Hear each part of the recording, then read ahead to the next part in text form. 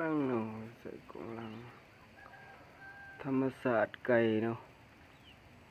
นี่คือไก่แล้วก็มาต่อใส่ไข่ไก่เนาะธรรมศาสตร์ตอนฝนตกเนาะหมอกต้นเสา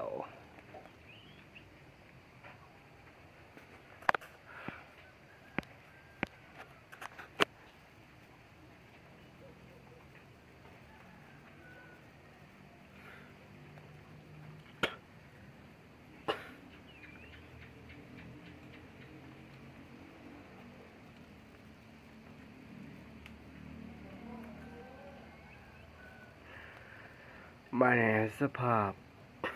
หมอกควันเนาะส่อง YouTube เฮาเนาะเบิ่งป้ายกอไผ่เนาะ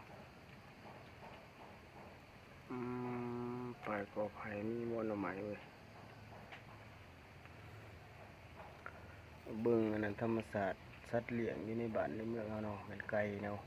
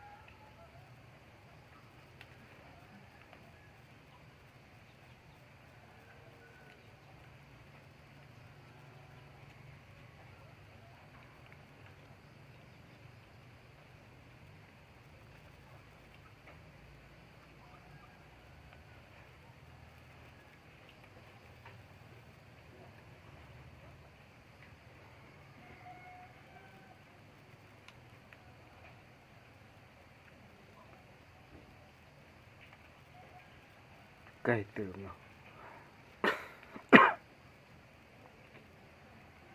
กูเบิ่งพี่เสือแก้วสมุทรอยู่ในทะเลคืนเขาว่าขอซูมดูหน่อยสิขอดูหน่อยสิแม่งอะไรแต่พี่เสือแก้วสมุทรยืนอยู่ทะเลคืนนี้มีในคลิปเขากลัวมาแต่ใส่หยักเลยเดี๋ยวน้องตูไง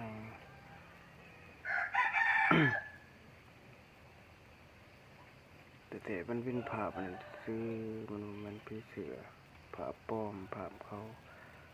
เฮ็ดจัดสากซื่อ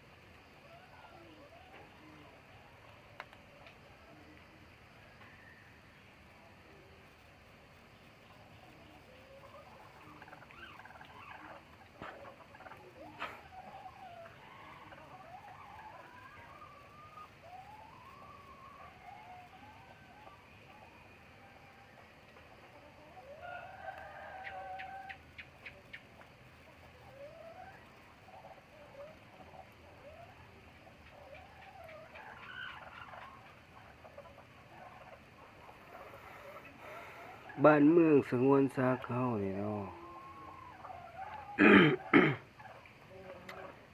ค่อยว่า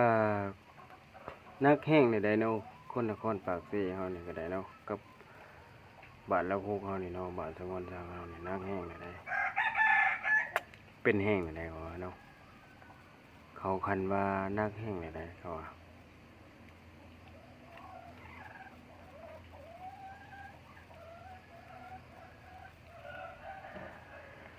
เขาคันว่าเป็นแห้งนี่เนาะนักแห้งนี่เนาะเขาคันบ่ฮู้เรื่องฮู้ราวเลยนะ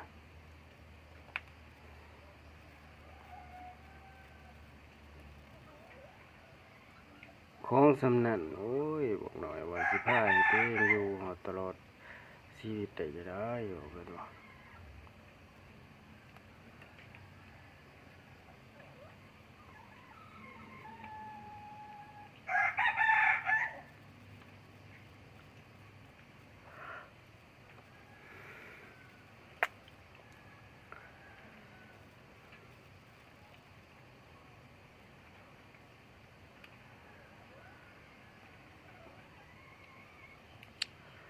บ้านนี้เจ้าเมืองของนครปากสีนี่ก็บ่แม่นขี่เลยเอาเงินแล้วก็ไปยัดเด้นี่คือบ่เห็นเฮ็ดเวียกเฮ็ดงานอิหยังซ้ํเอาเงินก็ไปยัดบ่เห็นหน้าตัวเมืองเจ้าเมืองของพระเจ้ากับโตๆเจ้าเมือง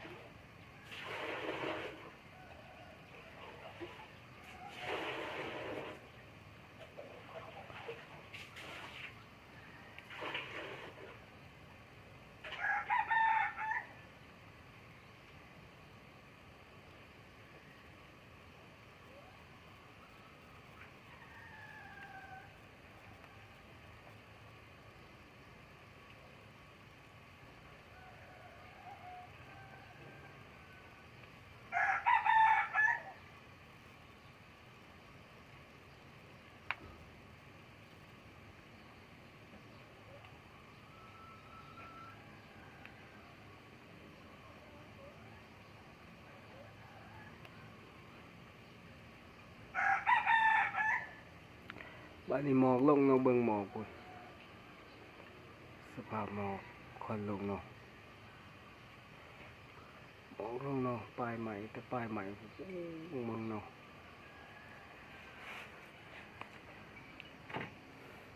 เบิ่งสภาพดินแถวลุ่มเนาะทุ่งนาเอาเนาะลงไปส่งลงไปตรงนั้นเนาะ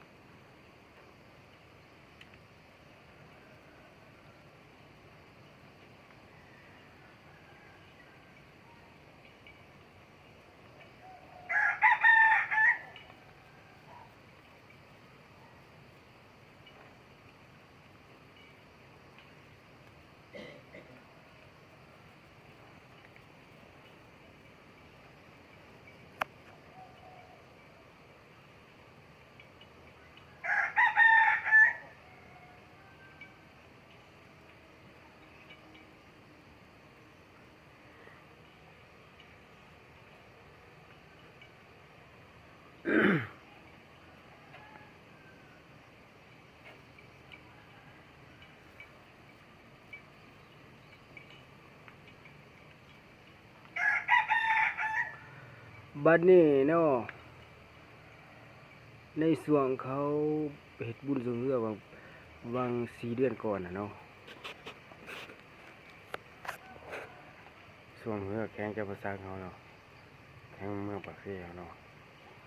มีการส่งเรืออยู่นำแม่น้ำคลองเนาะการส่วงเรือเนาะเรือได้หล่มเนาะเฮือ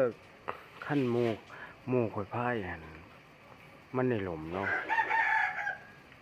แข่งขันเอารางวัลเนาะได้หล่มลงเนาะ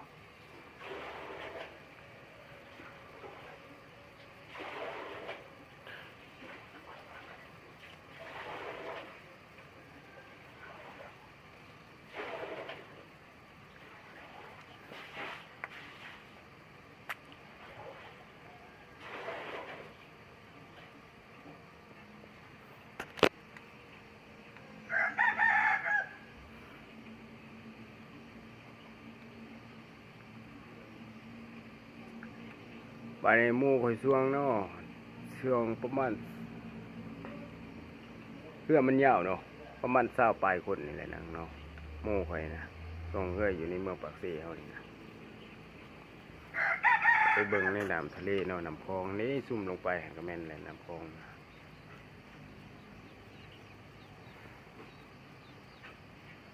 ซุ่มลงไปวิดหวยลงไปก็แม่นแม่น้ำคลองโหลดปิดป่าเนี่ยลงไปแม่น้ำคลองเนาะ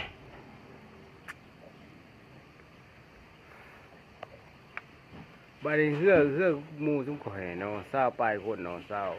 23คนเนาะได้ไหลพายเรือเที่ยวสุดท้ายเนาะเที่ยวรอบสุดท้ายนะรอบเขาหาบรางวัลนะเพื่อหมู่ข่อยลมเถื่อโอ้ยหามกูที่ปวดมือกูว่าจะได้กูแล้วเถื่อตามิดเขาว่าเนาะตามิดเห็นเขาว่าพญานาคตามิดเนาะเขาได้มาเว้าวาง2 เดือนก่อนเนี่ยว่าพญานาค แต่มาเบิ่งแล้วหันกับพญานาคจริงๆที่ทำให้เรือข่อยลมเพิ่นหลีในถ้ำเนาะจำศีลมื้อนั้นวันสวงเรือหันก็แม่น14คำเนาะเดือน11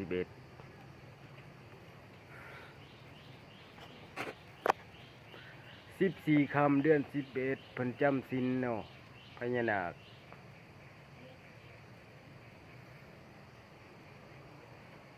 ลงไปนี่ย่างลงไปนี่ก็แม่นแหละนี่ย่างขึ้นมานี่ก็เกินไปค่อยยืดบ่นี่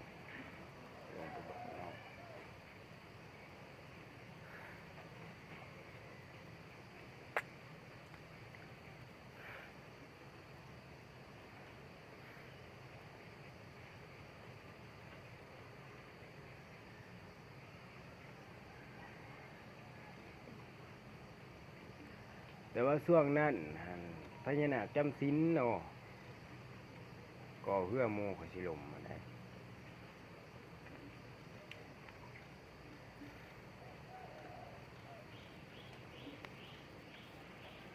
อ๋อกลับมาส่องนี่เนาะมาท่านี้ก่อน